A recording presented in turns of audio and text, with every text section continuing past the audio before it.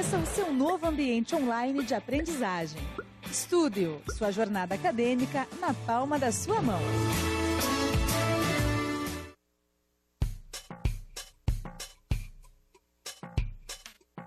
Eu já trabalho, mas quero estudar. Se tenho filhos, cuido do meu lar. E estudar onde quiser, quando puder. No PC, tablet ou celular. Moro longe, quero me formar. A hora que eu tenho é depois de almoçar. Praticidade tem o nome, polos em todo o país. Online posso me formar. EAD, o Unicesumar tem qualidade de ensino pra você criar. EAD, o Unicesumar, você escolhe a hora que quer estudar. EAD, o Unicesumar em cada canto do Brasil, porque melhor não há. EAD, o Unicesumar, do meu jeito, no meu tempo, em qualquer lugar.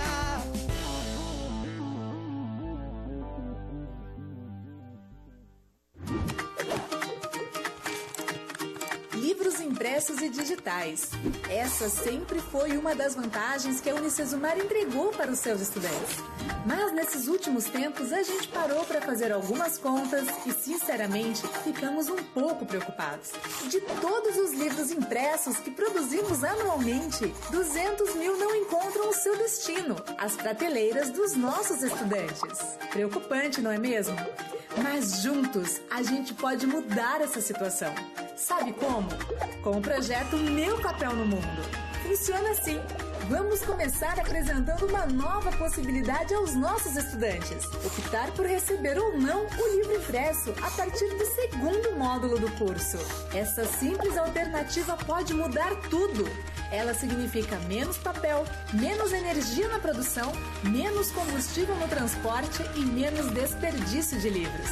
Para melhorar ainda mais, todo o dinheiro economizado no processo de produção, distribuição e armazenamento dos livros vai ser revertido em doações de alimentos para inúmeras entidades de assistência social localizadas nas cidades dos nossos estudantes participantes.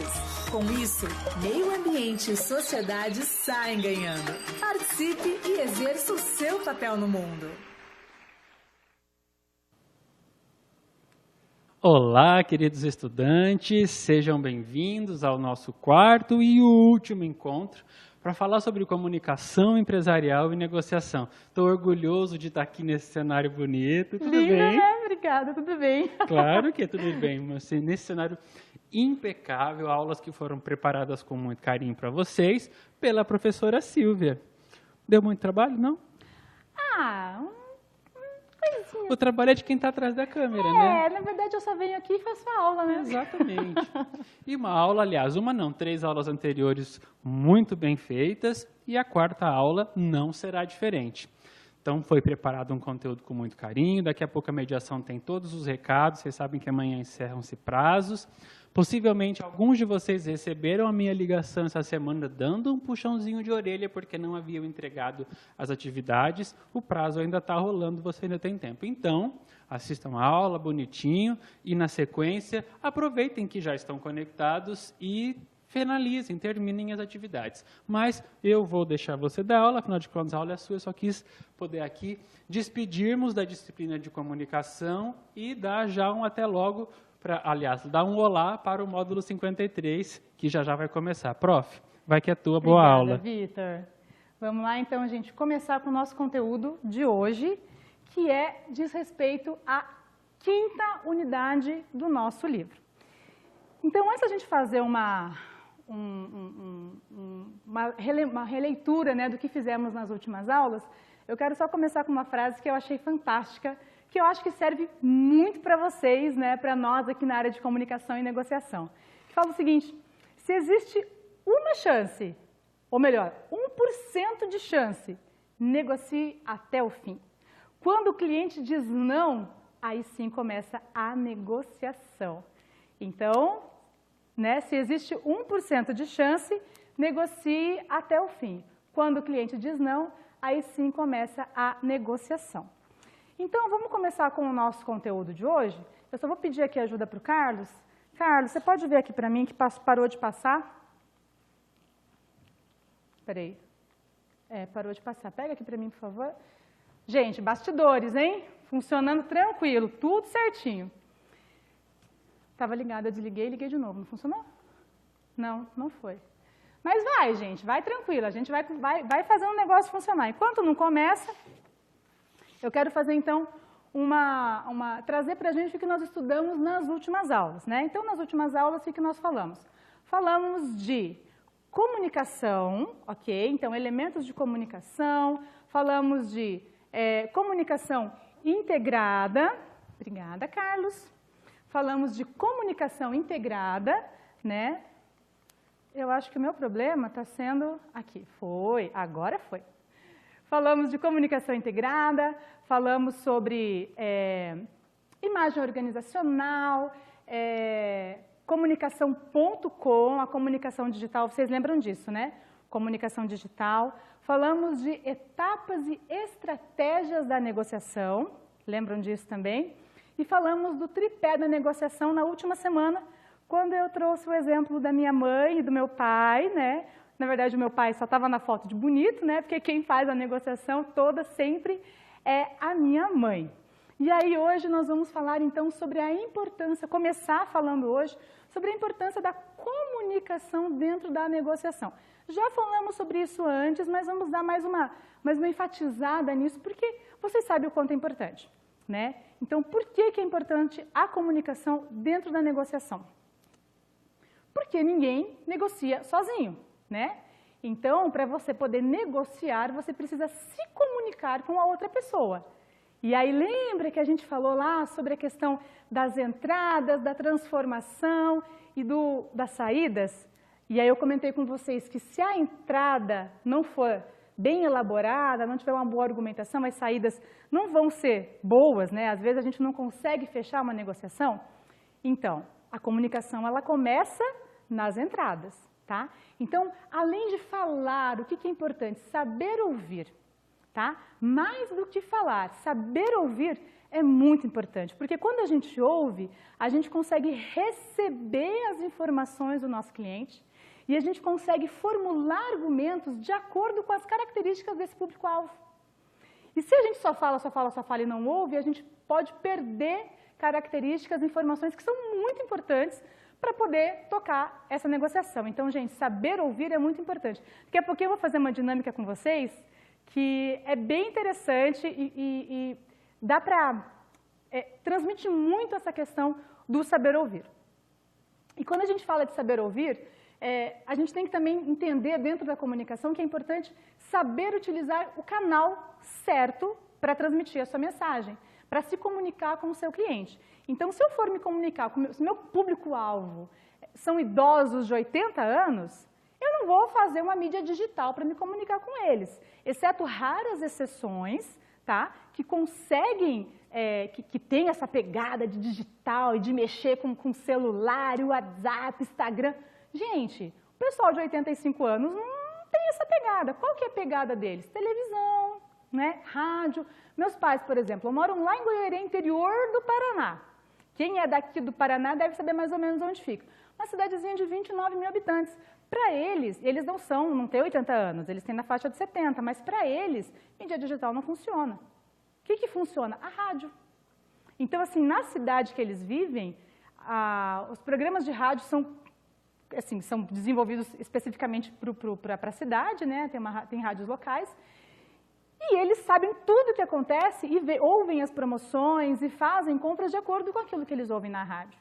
Então, assim, a gente tem que saber qual canal a gente vai utilizar. Se você for falar com o seu público-alvo dentro da sua empresa, saber qual canal você vai utilizar também, ok?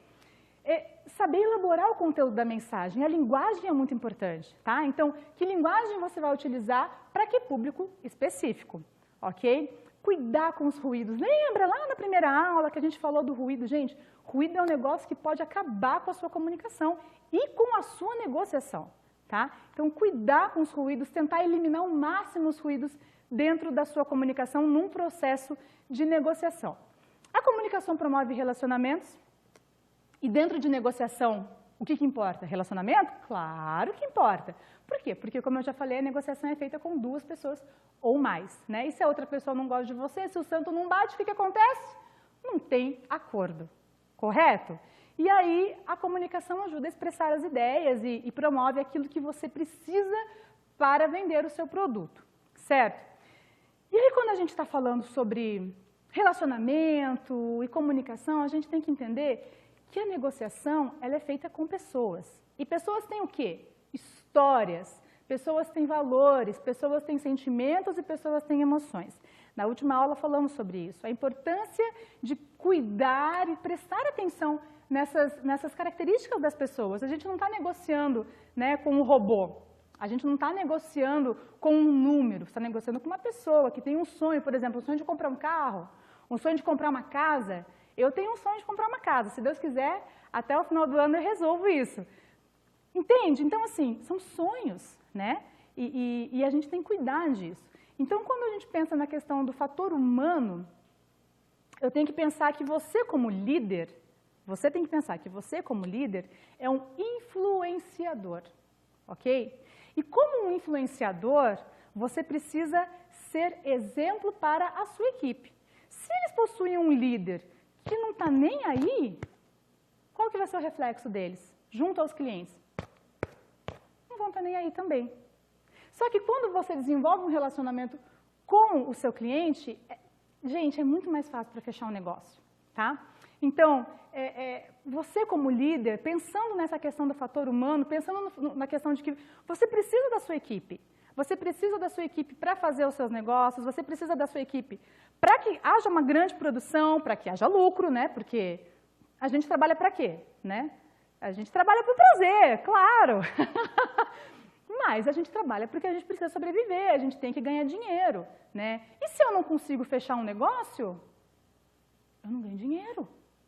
E aí, se eu não ganho dinheiro, se eu não fecho o negócio, a empresa que eu estou trabalhando não ganha dinheiro. Se a empresa que eu estou trabalhando não ganha dinheiro, o que acontece? Entendeu? Então, assim, o líder, ele é motivador, ele tem um bom relacionamento com a sua equipe e com os clientes, tá? Ele é íntegro, tá? E assim, prioriza o relacionamento com os clientes e com a equipe. Então, assim, são fatores importantes que a gente precisa entender antes de começar qualquer negociação. E aí, quando a gente entra de fato numa negociação, temos alguns fatores importantes, temos algumas estratégias importantes para utilizar. E existe uma técnica, não sei se todos vocês conhecem, que chama rapport, tá? É uma técnica bem interessante.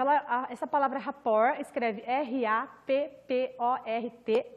Rapport é uma palavra de origem francesa que significa sintonia. Mas sintonia entre quem? Sintonia entre as pessoas.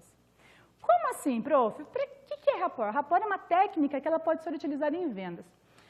Vou dar um exemplo. Você já foi numa festa ou num lugar, numa reunião, você chegou e você viu uma pessoa e você conversou 3 minutos com essa pessoa e você falou, nossa, essa pessoa, me identifiquei tanto com ela, parece que eu já conheço ela faz, um tempão. Né? O santo bateu, eu gostei. O que é isso? É o seu subconsciente identificando similaridades entre vocês.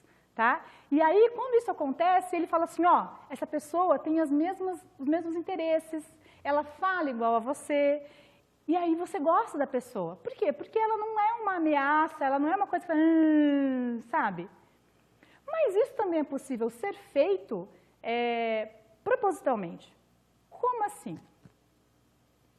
Quando você chega num lugar, ou quando você vai negociar com o cliente, você pode trabalhar as técnicas de rapport para fazê-lo se relacionar com você. Porque o rapport, ele gera empatia, ele gera confiança e ele gera um sentimento de respeito entre as partes. Como que eu faço isso, prof? Por exemplo, tem umas técnicas que falam assim, espelhamento, até eu vou passar para vocês os nomes certinho, espelhamento, reciprocidade e interesses comuns. Vamos começar pela questão do espelhamento. Por exemplo, a pessoa, quando você começa a conversar com ela, tudo que ela fala, nossa, isso é top, isso é top, isso é top. Começa a prestar atenção nos jargões que ela utiliza, começa a prestar atenção na forma como ela fala. Começa a reproduzir dentro da conversa. Se você ela falou, nossa, porque tal coisa é top, ou tal coisa é show de bola, e de repente na próxima frase você repete isso, não, tal coisa é show de bola, o subconsciente dela ativa um gatilho. E fala assim, identificação. o subconsciente percebe essas informações. Olha, essa pessoa tem um linguajar igual ao teu. Ou, por exemplo, você já viu, tem pessoas que falam baixinho, que falam calmo. Conheço muita gente assim. E tem gente que fala que nem eu. Fala alto, fala rápido, fala gesticulando. Você imagina colocar uma pessoa como eu, falando com uma pessoa que fala baixinho, para negociar. Não vai dar certo, né? Um dos dois lados vai acabar se estressando. E aí, quando você trabalha com essa técnica do rapport, você começa a trabalhar, a gerar essa identificação. Então, por exemplo, quando eu vou conversar com alguém que fala baixo, eu nivelo a minha voz no tom da voz dessa pessoa. Eu respiro fundo, eu me acalmo, e aí eu começo a conversar com a pessoa no mesmo tom que ela está conversando. Porque aí eu gero essa identificação com ela. Consegue perceber isso? Se às vezes eu falo com uma pessoa que ela é agitada e ela começa a se mexer muito, você espelha essas linguagens corporais e linguagens verbais. Tá? Isso são dicas, gente, que funcionam. São técnicas da programação neurolinguística, tá? Que é uma ciência que estuda as reações do cérebro, enfim.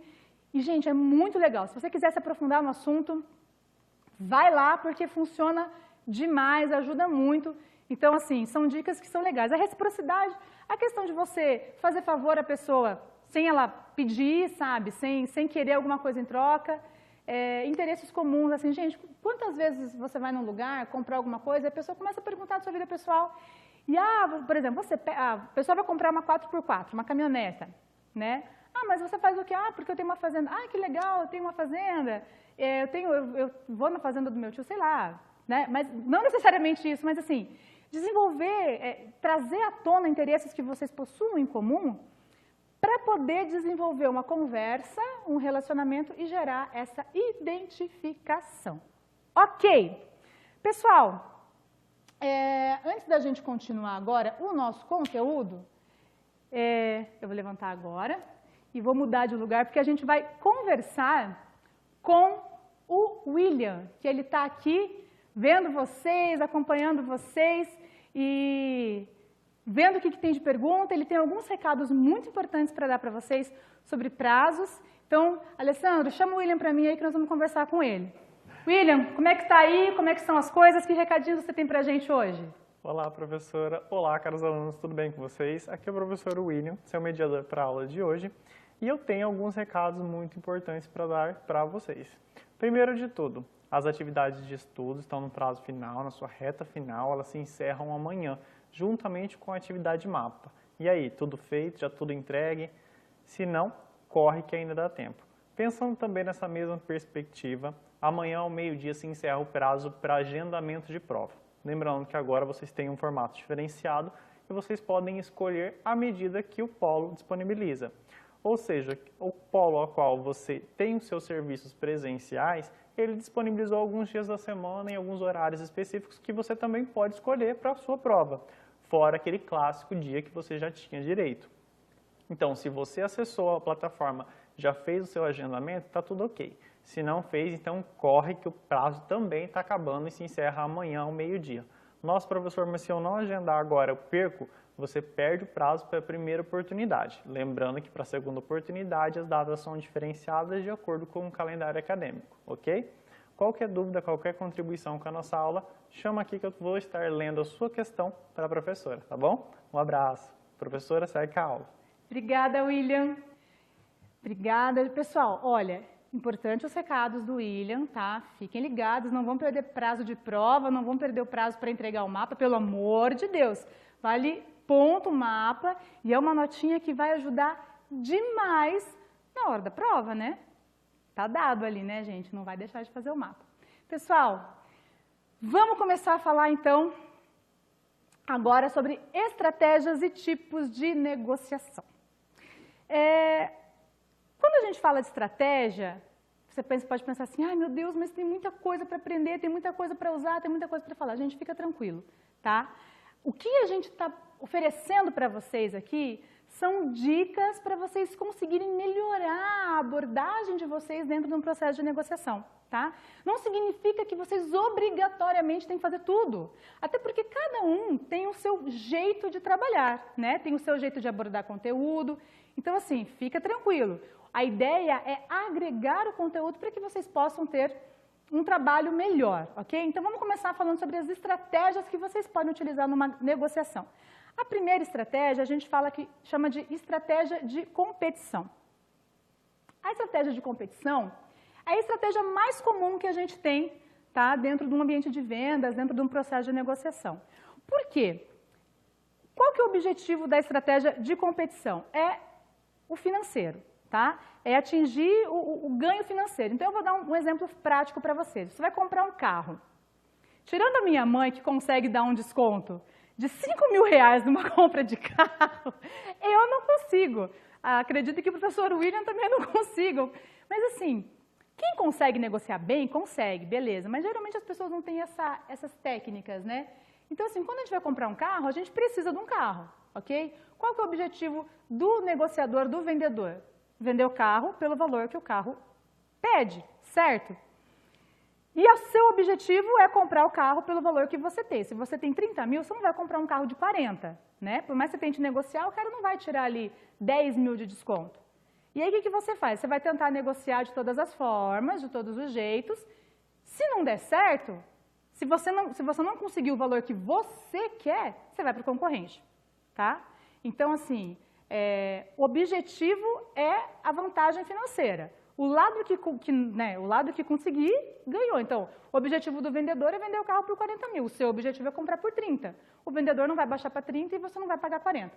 Então, geralmente, você vai procurar outro lugar, que nem remédio em farmácia, na mesma situação. Você vai comprar um remédio numa farmácia, um antibiótico, o cara vai te vender por 50, você vai procurar em outra. Se você achar por 45, você vai comprar por 45, porque o objetivo é o ganho financeiro. Aí a gente tem a estratégia de cooperação. A estratégia de cooperação é uma estratégia interessante, por quê? Porque ela tem o objetivo de preservar o relacionamento, tá? Então, assim, você não vai jogar o valor lá em cima, porque o teu objetivo é preservar o relacionamento. A gente tem uma matriz ali na frente que eu vou explicar melhor para vocês, então eu só vou dar uma pincelada agora nesses tópicos para você poder pegar. Então, estratégia de competição, o objetivo é o ganho financeiro. Estratégia de cooperação, o objetivo é preservar o relacionamento. Já vou dar exemplos práticos, calma aí. Estratégia de relacionamentos. Preservar o relacionamento? Também, mas é diferente da cooperação. Você já vai entender. E aí eu tenho a estratégia da indiferença. Indiferença, gente, não está nem aí. Não está preocupado em preservar relacionamento, não está... Assim, o interesse é só dele, ele não se preocupa com o próximo. Então, tem uma matriz aqui que eu vou mostrar para vocês, que é essa matriz aqui que vocês estão vendo aqui. Aqui vocês conseguem enxergar bem o seguinte, é um gráfico aqui que mostra qual o nível, o grau de importância de preservar um relacionamento futuro, certo? E ali embaixo, qual o grau de conflito que a pessoa deseja assumir em cada uma dessas estratégias. Então, a gente tem ali em cima, aqui, a estratégia de relacionamentos, tá? Você vê aqui, o que é a estratégia de relacionamento? É uma equipe de trabalho, né, os seus colegas de trabalho, um negócio com os amigos, um noivado, um namoro. O que você pode ver aqui? Que a intenção, a importância de você preservar um relacionamento futuro nesse tipo de negociação é alta. Por quê? Se você está num namoro, num noivado, seu objetivo é o quê? Um casamento, ok? Se você está num emprego, seu objetivo é o quê? Permanecer no emprego, ser promovido. Então, você precisa manter um relacionamento, ok? Qual o grau de conflito que você quer assumir? Nenhum. Baixíssimo, certo? Porque você precisa manter os relacionamentos. Quando a gente vem ali para estratégia de cooperação, você já vê que o grau de conflito que se deseja assumir já é mais alto. O que entra ali? Casamento, sociedade, parceria. Por que você você procura um grau de conflito? Porque já existe uma negociação, certo? Casamento é um negócio, gente. Não pense... Gente, casamento é lindo, mas é um negócio, tá? Então, o grau de conflito que você deseja assumir é alto, mas o grau de relacionamento que você deseja preservar também é alto. Dá dando para entender? E aqui embaixo a gente tem, então, Vamos pegar primeiro da competição. Na competição está o divórcio, olha que diferença. Então aqui você vê que o grau de relacionamento que você deseja preservar é mínimo. Por quê? Porque você não está mais aí, entendeu? E o grau de conflito que se deseja assumir é muito alto, porque o que acontece no divórcio? Partilha. Então aí o que acontece? Um fica com o filho, o outro fica com a casa, o outro fica com o cachorro. Gente, isso é negociação. Quem vai ficar com o quê? Então o grau de conflito é alto, ok? E aí para fechar a gente tem aqui embaixo então a estratégia de indiferença. Então o que é uma estratégia? Quem que age assim? O banco estatal. O banco estatal não está nem aí para a gente, para o relacionamento que ele tem com a gente.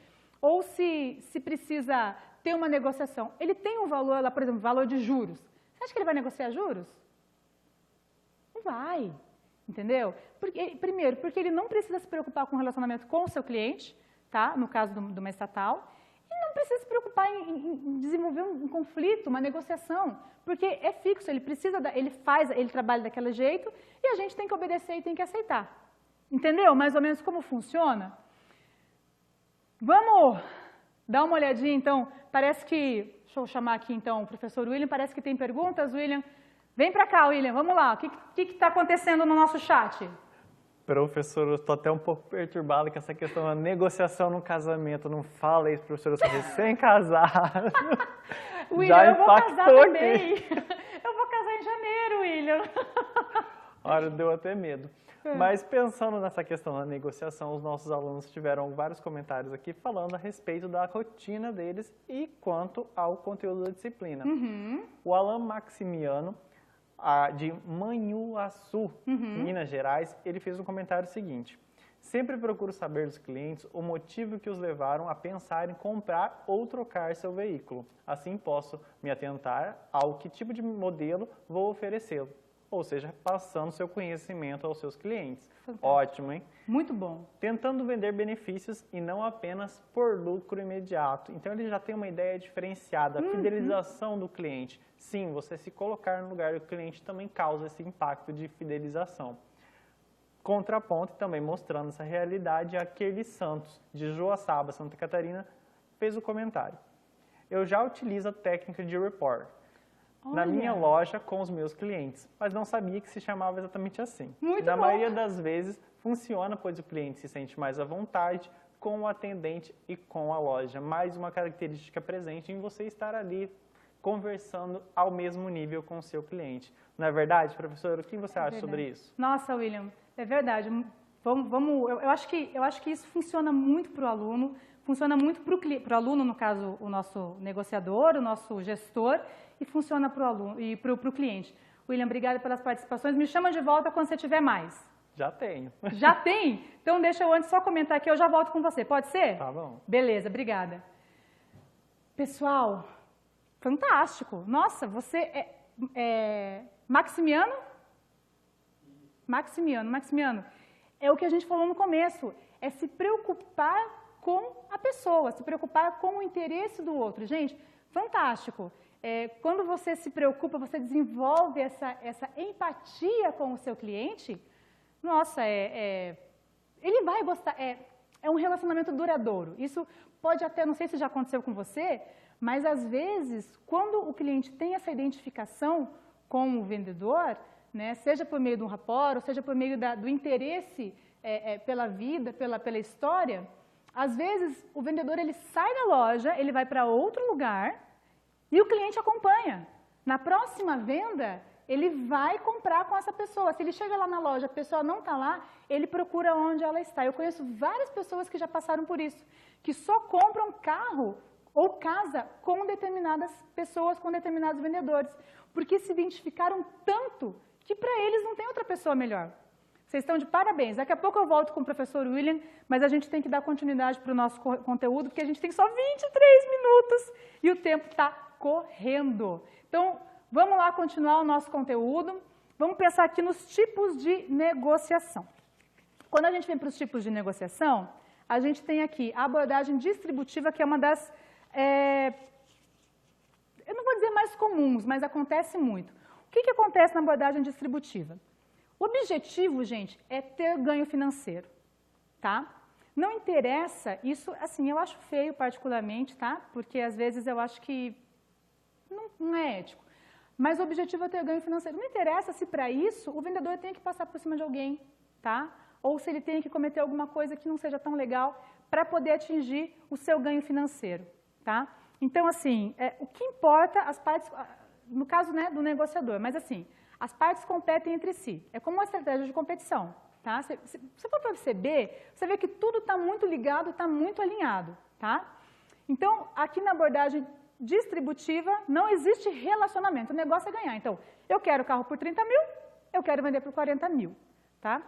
Isso a gente chama de soma zero ou negociação ganha-perde, que é o que a gente vai falar ali mais para frente. Aí a gente tem a abordagem integrativa, que é o quê? Ganha-ganha. Por que integrativa? Porque é uma abordagem integrada, ela pensa nos dois lados. Então, o que interessa são os interesses mútuos, o que interessa é a vontade do seu cliente e a sua. Está tudo na mesa, tá? Então, o negociador ele se preocupa com o cliente, que é o que o Maxiano falou, o que há, lembra para mim, William, o nome da outra aluna? Sueli? Kerli. Que ela falou que é de se identificar com o seu cliente, de trabalhar junto com o seu cliente. Então, dentro disso, é uma ação ganha-ganha. Você se preocupa com o cliente, tá? E o objetivo final não é só vender, é ter um relacionamento, tá? E, geralmente, quando isso acontece, os dois lados saem ganhando. Por quê? O cliente sai satisfeito, porque conseguiu o produto que queria, e você sai satisfeito porque você vendeu, tá? Então, assim, eu acho que é a melhor negociação que tem. Eu acho que, assim, lógico, existem momentos que a gente tem que trabalhar diferente, né? Existem clientes que pedem uma negociação diferente, por isso a gente tem que estar preparado, né?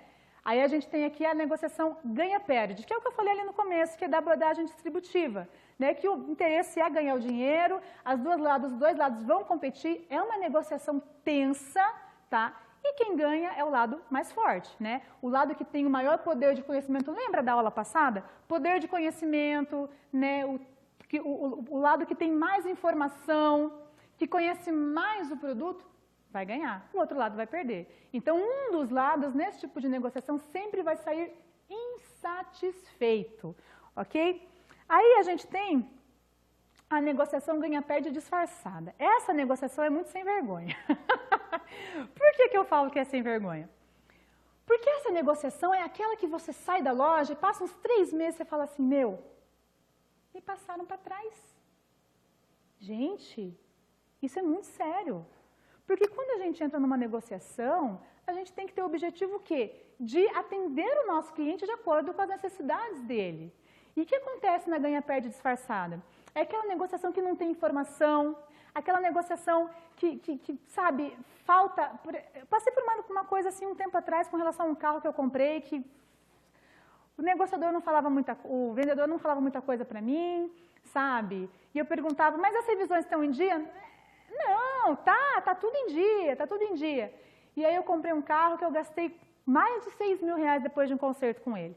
E aí depois que eu comprei o carro, deu uns 3 meses, começou a dar um monte de problema. E assim, eu peguei num preço muito bom o carro. E aí quando eu levei na oficina, era uma cidade pequena, quando eu levei na oficina, ele falou assim, mas quem que te vendeu? Foi fulano. Mas ele sabia que estava com problema o carro. Gente, isso não é ético, tá? Então, assim, tem que ter esse cuidado, né? A ética é balizadora das nossas ações. A ética tem que ser a balizadora das nossas ações, tá? E aí a negociação perde-perde.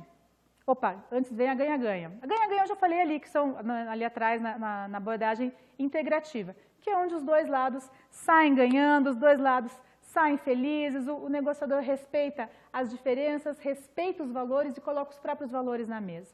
E aí a gente tem a negociação perde-perde, que é o quê? Quando os dois lados saem perdendo, né? Quando os dois lados saem insatisfeitos. Um exemplo, você vai comprar numa loja, tem uma promoção lá de um aspirador de pó, por exemplo. Eu estou precisando de um aspirador de pó, inclusive. Tem uma promoção de aspirador de pó. A promoção está muito barato o aspirador. Você vai lá e compra. Só que daí, quando chega em casa, a qualidade dele é terrível. Tipo, não funciona. Porque aspirador tem umas coisas lá de potência, né? De quanto mais potência, maior o poder de aspiração. Não é uma coisa assim? Eu não entendo muito bem. Aí você chega lá e fala, não, porque o vendedor fala para você que tem promoção, que é um aspirador fantástico, você chega, é uma droga o negócio, é muito ruim. O que acontece? Primeiro, nos dias de hoje, você vai fazer um vídeo no Instagram, primeiro você vai chegar lá no Reclame Aqui e denunciar a loja, falando que eles te venderam um produto, falando que era uma coisa e você comprou e viu que era outra. Começa por aí, você vai já no Reclame Aqui. Daí, depois você vai fazer um vídeo, vai postar no Instagram, vai postar no Facebook, falando, é uma droga, aquela loja me atendeu, né? Falou que era isso, me vendeu tal coisa, não. Gente, perde, os dois lados estão saindo perdendo. Por quê? O cliente saiu perdendo, porque foi uma compra ruim, apesar de ter parecido boa no momento, e a loja está perdeu um cliente, e por meio desse cliente, ele pode perder outros clientes. Por quê? Porque a informação boca a boca corre muito. Então, eu falar bem ou mal de um negócio boca a boca é pior ou melhor do que, de repente, até uma divulgação, tá? Em mídia. Então, é muito importante a gente cuidar com isso, ok? Vou chamar o professor William de novo, então, para a gente ver como é que tá. Vamos aqui, então. William, diga. Eu estou aqui na cabeça que nós temos um exemplo de uma negociação ganha-ganha. Temos? Olha aqui na camiseta, professora. Nossa! Vocês já viram falar da campanha Eu Indico? Verdade. E quem indica, amigo não é? Então, se você já tem acesso ao universo do conhecimento proporcionado pela Unicesumar, por que não trazer os seus amigos e mostrar para esses amigos o quanto eles podem ganhar com tudo isso?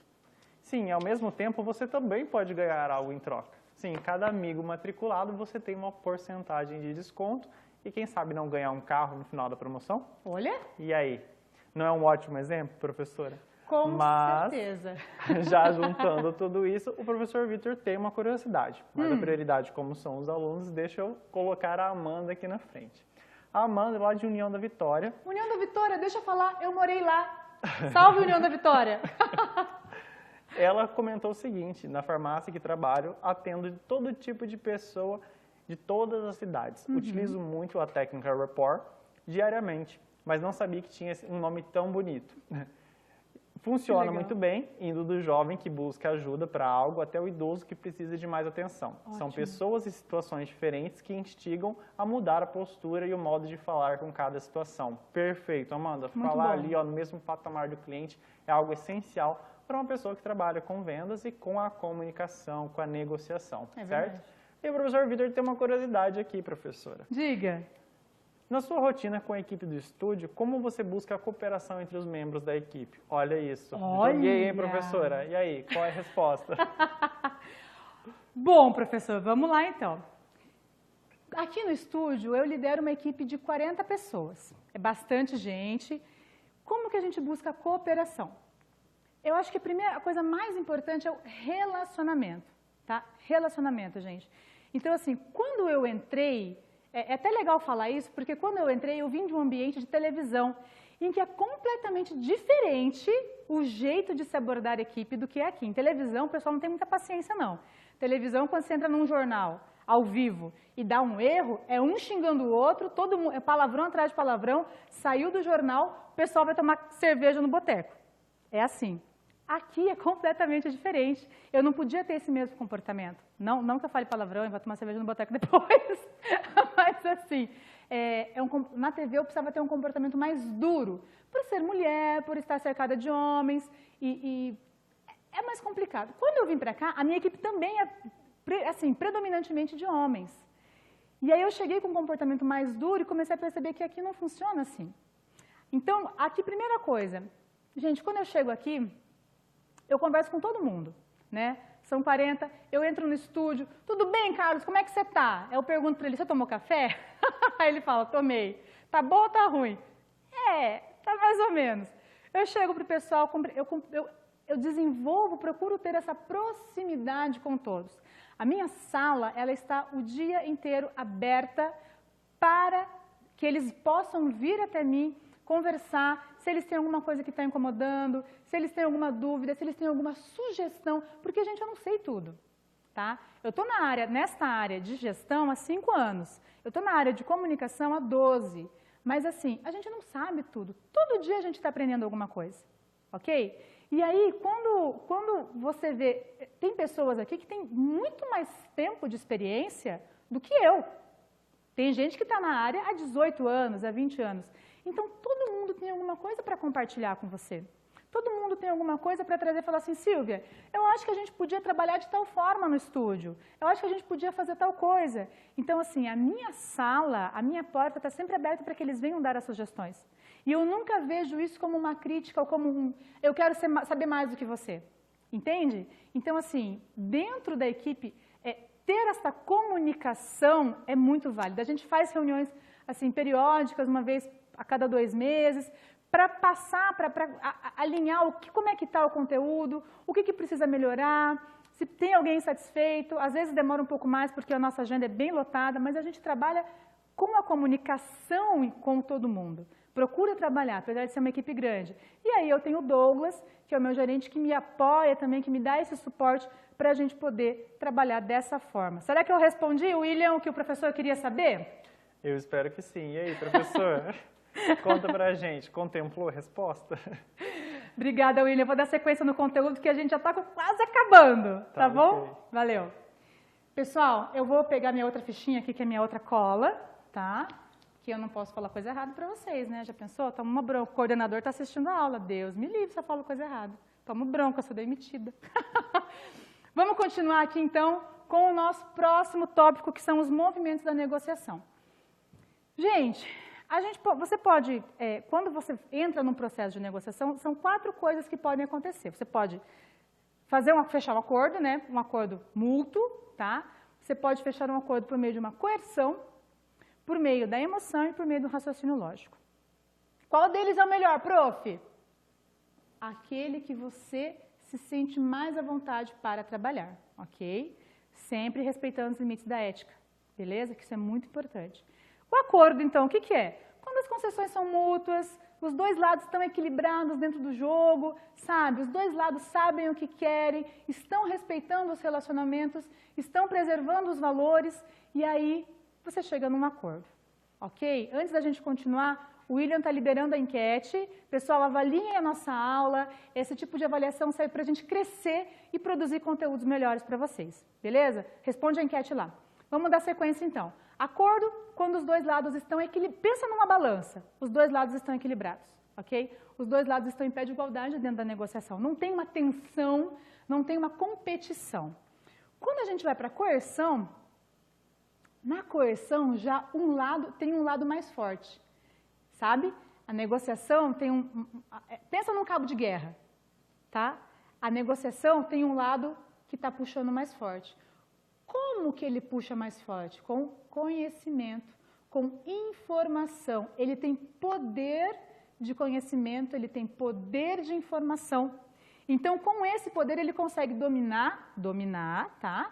O seu cliente e induzi-lo a fazer concessões para fechar logo o acordo. Eu vou dar um exemplo muito horrível, tá? Muito horrível, mas vai valer. A esposa que acabou de perder o marido e foi comprar um caixão, tá? Esse exemplo ele saiu para 2 tipos de movimento, tanto para coerção quanto para emoção, que eu vou passar daqui a pouco. Acabou de perder o marido, foi lá na funerária, é funerária, né, que compra, foi na funerária para comprar o caixão. Gente em luto é a pior pessoa para se vender, no caso, pensando do lado de lá, né, do lado de lá. Mas é a melhor pessoa para se vender pensando do lado de cá da negociação. Por quê? Porque a pessoa não está pensando, ela não quer negociar, sabe? Ela quer um lugar para enterrar a pessoa que ela ama. E aí, o que acontece? Quando a pessoa chega lá, o vendedor chega e fala assim, ó, eu tenho esse caixão aqui, custa 30 mil reais. Gente, eu não estou mentindo. Eu tenho um conhecido que passou por isso quando a mulher dele faleceu. Ele era uma pessoa super simples, a mulher dele morreu e ele foi comprar, minha mãe foi junto. Ele chegou lá e o cara queria vender um caixão de 15 mil reais para ele. Não, mas olha, aqui é cetim, a madeira é mogno, esse travesseirinho é assim. A minha mãe falou assim, para que tudo isso? Não, mas a senhora tem que entender. Ela falou assim, não, qual o caixão mais barato que você tem? Mas a senhora vai colocar a esposa dele num caixão barato? Olha aí, que coisa feia. E ela, não, caixão mais barato, quanto custa? Ah, custa R$1.000, é isso que a gente vai levar. Ele estava indo sacar o dinheiro no banco, 15 mil, para comprar o caixão.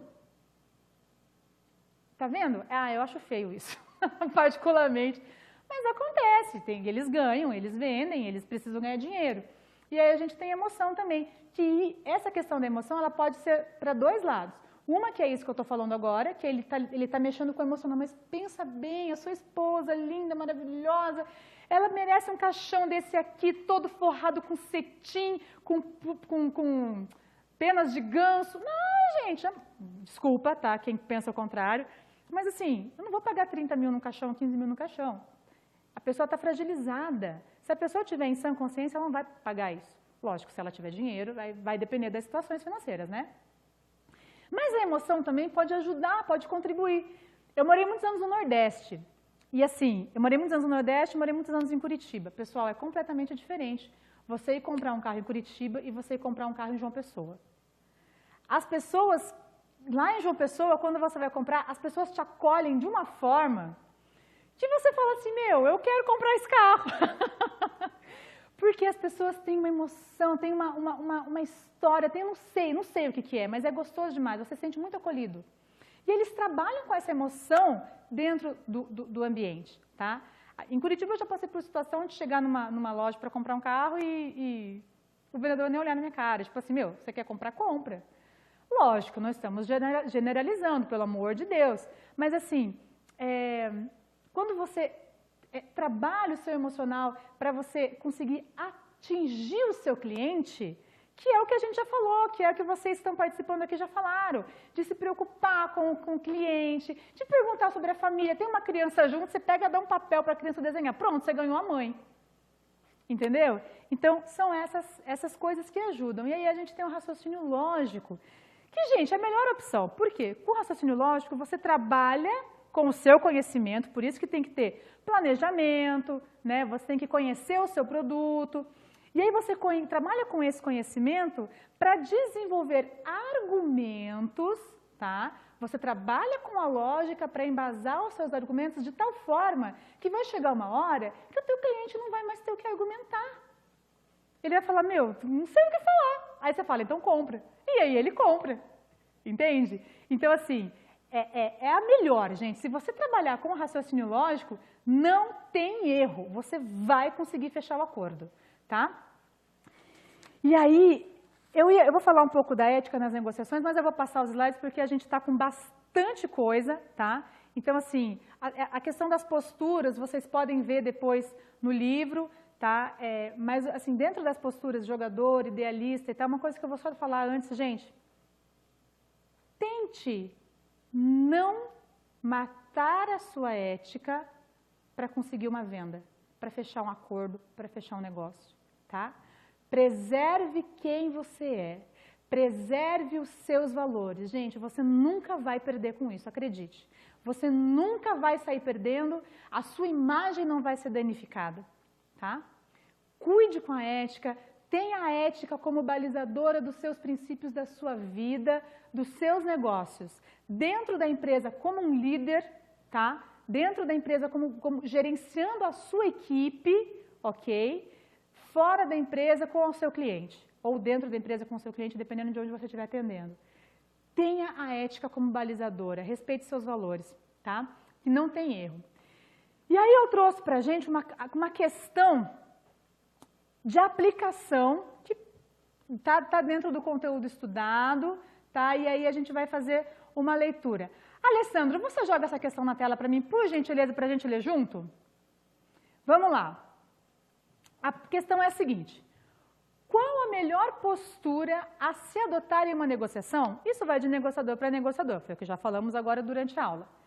Principalmente quando se fala acerca de ter um comportamento ético. Existem pessoas que possuem um comportamento ético, porém não legal. Legal o quê? Dentro da lei. Outros possuem um comportamento legal dentro da lei e não ético. outros possuem um comportamento legal e ético. Gente, esse é o ideal, tá? Enfim, cada um adota um comportamento que reflete seus valores.